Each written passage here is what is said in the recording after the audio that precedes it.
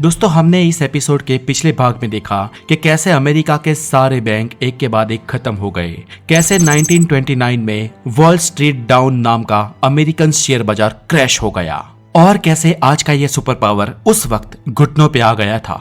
और फ्रेंड्स, उसके बाद शुरू हुआ था मंदी का एक लंबा दौर, वो दौर जिसे दुनिया के इतिहास में किसी ने नहीं देखा था और आज तक ऐसी मंदी अभी भी किसी ने नहीं देखी, जिसे जाना जाता है द ग्रेट डिप्रेशन के नाम से। तो दोस्तों, चलिए आज अब इस वीडियो में बात करते हैं साल 1929 में अमेरिका के वॉल स्ट्रीट क्रैश के बाद दुनिया ने कैसी खतरनाक मंदी को देखा था। तो दोस्तों, वॉल स्ट्रीट डाउन के 2 महीने बाद साल 1930 के जनवरी महीने से शुरू करके मार्च साल 1933 तक करीब 9000 बैंक खत्म हो गए, क्योंकि खुले हाथ से इन्होंने जो पैसे दिए थे वो लोगों के पैसे तो शेयर बाजार में डूब गए। ऊपर से कुछ बैंकों के वहीवटकर्ताओं ने लालच में फ्रॉड किया था और बैंकों के पैसे बड़े बड़े लोगों को बिना कोई सिक्योरिटी यूं ही खुले हाथों से बांट दिए थे। और कुछ बैंक के वहीवटदारों ने तो बैंक के पैसे ही शेयर बाजार में डाल दिए थे, जिसे वॉल स्ट्रीट का वो ब्लैक होल निगल गया था। एक बैंक ने तो $36 लाख गवा दिए थे। दोस्तों, उस टाइम ये रकम बहुत बहुत बड़ी हुआ करती थी। इसके अलावा बैंकों ने हाउसिंग लोन्स भी दिए थे, लेकिन लोग अपनी लोन्स भी नहीं भर पाए और करीब अमेरिका के ही 50,000 से ज्यादा कुटुंब को अपने घर छोड़ने पड़े।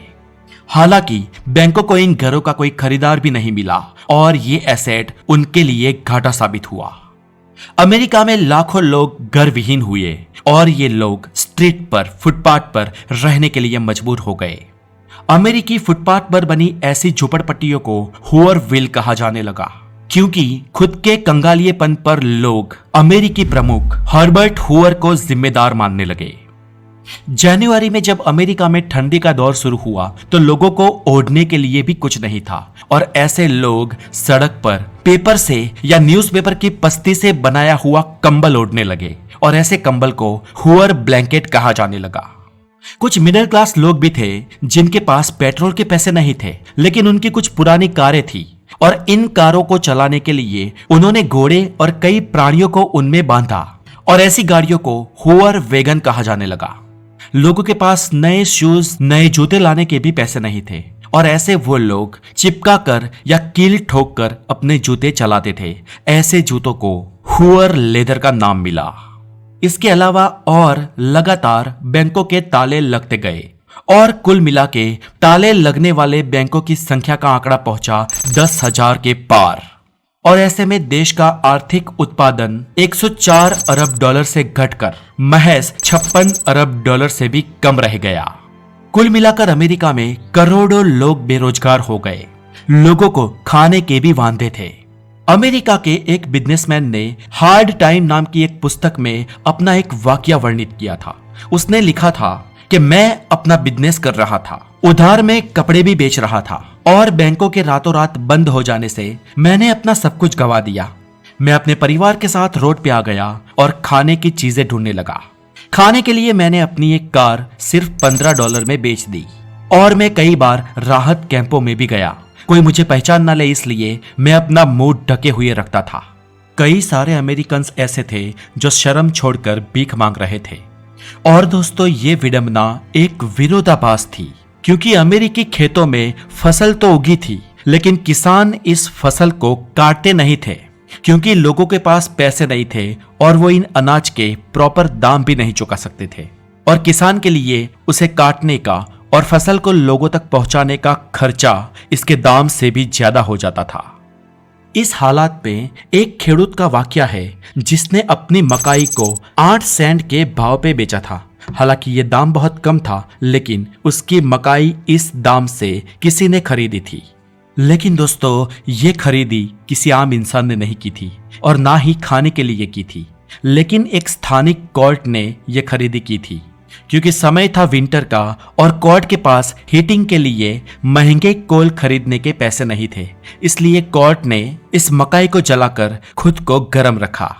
अमेरिका में एप्पल के बागीचे में एप्पल तो वैसे ही सड़ जाया करते थे।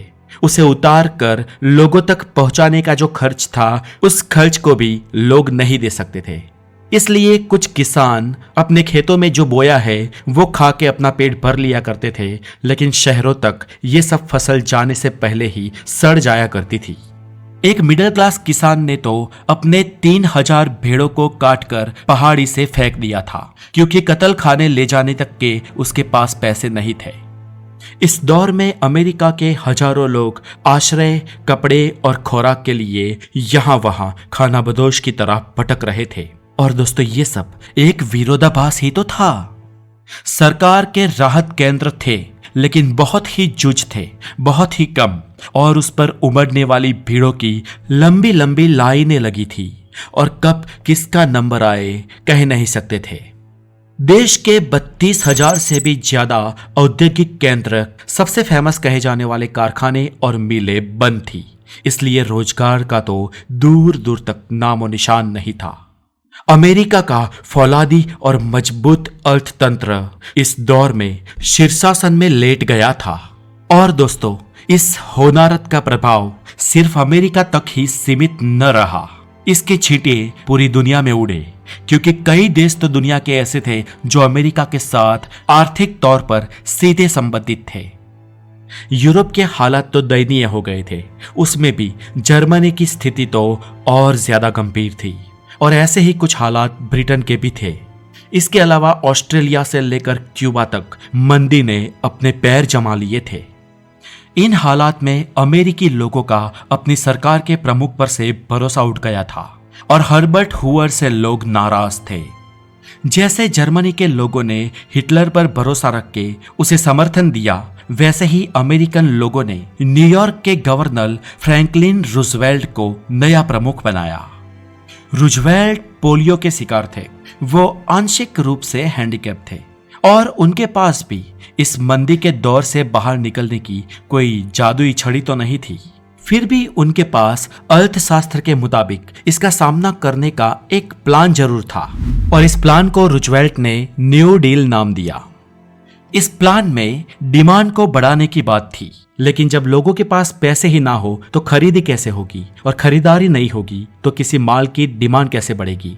इसलिए खरीदी के दीपक को जलाने के लिए रूजवेल्ट ने एक मशहूर अर्थशास्त्री जॉन मेनार्ड के रास्ते पर चलते हुए सरकारी योजना को फुल स्पीड दे दी, यानी कि नए रास्ते बनाने की शुरुआत की, मकाने बनाने की शुरुआत की, पुल बनवाए, बांध बनवाए, और सभी सरकारी कंस्ट्रक्शन को शुरू कर दिया गया।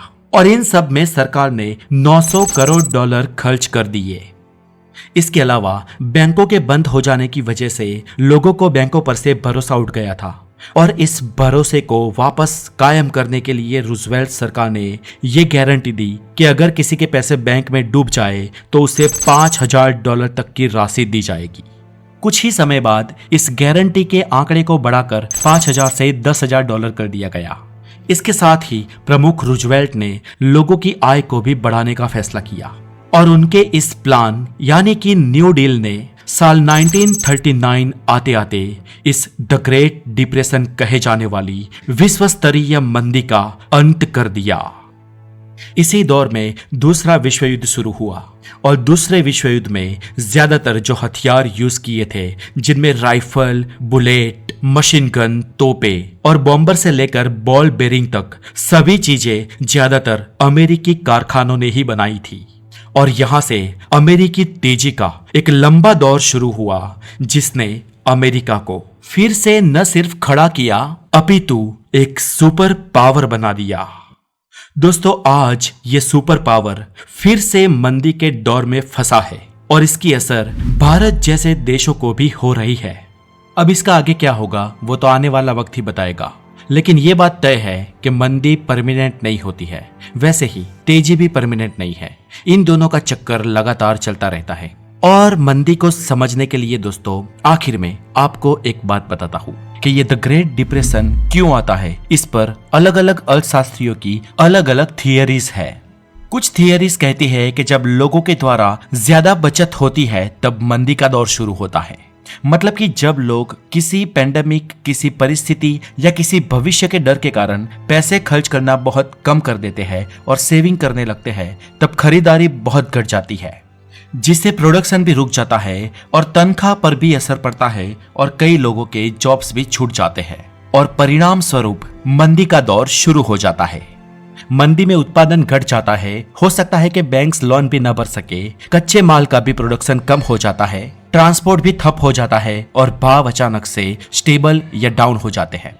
इसका इलाज ये है कि ज्यादा बचत करने वाले पैसे वाले लोगों पर ज्यादा कर डाल दो और इन पैसों को काम के सामने दाम के धोरण पर जरूरतमंदों में बांट दो और ऐसे लोगों की आय बढ़ने से वो लोग खरीदारी भी करने लगेंगे और इसलिए डिमांड और प्रोडक्शन और इसके कारण रोजगारी भी बढ़ती है और ऐसे टूंक समय में मंदी का स्थान तेजी ले लेती है।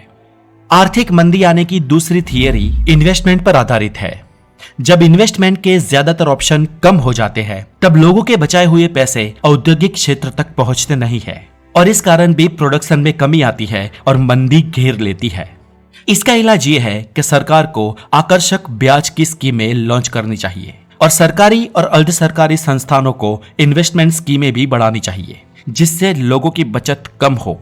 और दोस्तों, मंदी की तीसरी थियरी कहती है कि ये मंदी और तेजी एक सिक्के की दो साइड है, यानी कि ये एक बिजनेस साइकिल है। तेजी में अगर इकोनॉमी 3 कदम आगे बढ़ती है तो मंदी में 2 कदम पीछे हो जाती है, फिर 3 कदम आगे, फिर 2 कदम पीछे। ऐसे ही ये दौर चलता रहता है और ऐसे मंदी के दौर में सरकारों को कुछ आर्थिक सुधार के डिसीजन लेने चाहिए जिससे मंदी और ज्यादा न गहराए।